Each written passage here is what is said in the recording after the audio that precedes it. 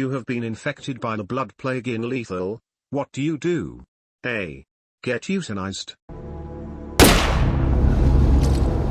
B. Succumb to the blood plague.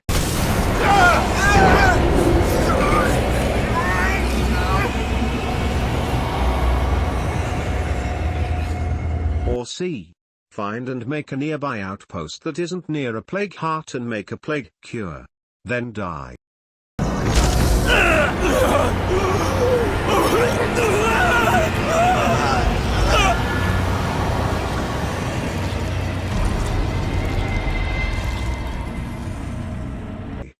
But since this is a guide for being infected by the blood plague, I will tell you what to bring before going out in the wilderness. Let's go. Before we talk about what to do when infected by the blood plague, here's what you should bring if you're getting supplies. A melee weapon, a suppressed pistol or rifle. The rifle works best. Some meds and a plague cure so those pesky plague zombies don't infect you.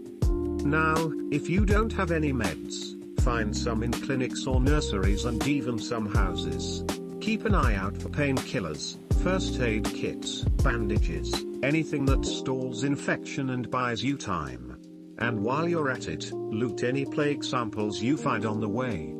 You're gonna need them. And when you see that timer go down, yeah? It's now a race against time. Now let's go to where you're going to kill the plague heart.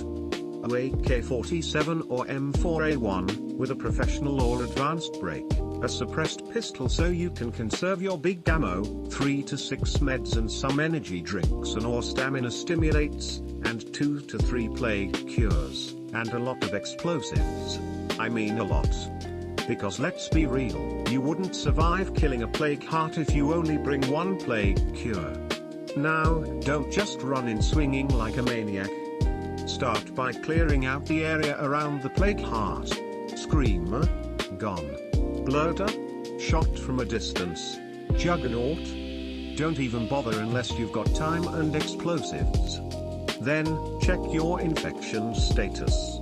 If it's more than halfway, either use a plague cure or go back to your base and get rid of that infection so you can be ready. Smash the heart fast with fire, explosives, or that modded hack of yours.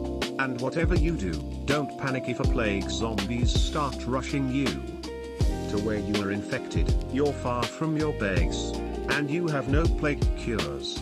If you've got enough plague samples in your supply locker and enough meds, find a nearby outpost that can be claimed and use it as a temporary safe spot to recover, stash loot, and switch characters if needed. But if you don't have plague samples or you're low on meds, then it's time to play it smart, not brave. First, check your map for clinics, nurseries, and houses, especially the ones you haven't looted yet. These places often have meds and sometimes plague cures in rucksacks or containers.